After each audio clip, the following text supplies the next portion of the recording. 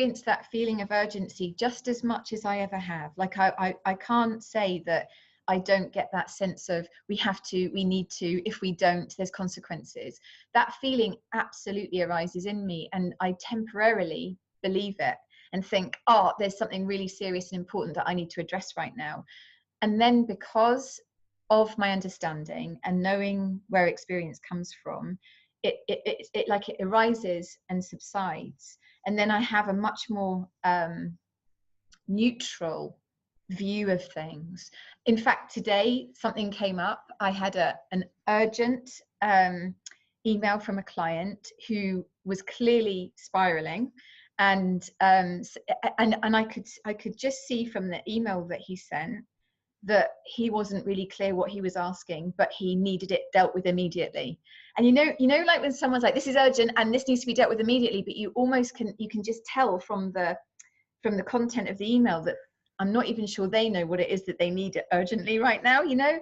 And when I spoke with him, I could really feel in the conversation that he couldn't hear me, because he was so busy-minded that he couldn't hear what I was saying.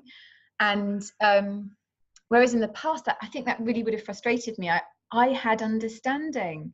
I was like, oh God, I actually felt compassion and understanding, because literally only 2 days ago, I went to a meeting with one of our clients where I had a preset of beliefs about the current status with that client, which were totally unfounded, made up, believed in the moment.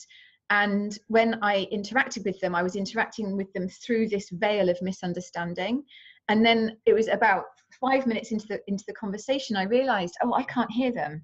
I can't hear what they're saying. I can hear them, but I'm making my own assumptions about what they're meaning. And then all of a sudden, I just remembered and listened from a more neutral state. And this happened completely spontaneously. I didn't do anything to make that happen. And then I realized, oh, okay, now I understand. Now I understand what I'm being asked, and I can respond. And I realized it was happening during the call. And when I was speaking to my client today, and I could feel his sense of anxiety and desperation to get something fixed, which he didn't fully understand, but needed it to be fixed. And instead of getting frustrated or short or sharp or more kind of, I did get a little bit louder in the conversation. And then I just sort of slowed down a bit and was like, okay, he can't hear me at the moment. And just naturally some space was created. And then we got there, like the conversation got to where it needed to get to so that we could take the necessary step.